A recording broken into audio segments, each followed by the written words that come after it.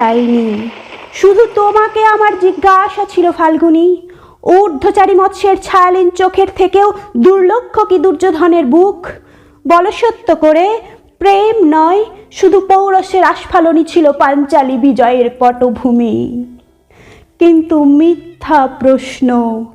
আমি জানি তোমার কোনো উত্তর নেই, যেমন নেই কোনো ভালোবাসা। তোমার শুধু আশা আছে।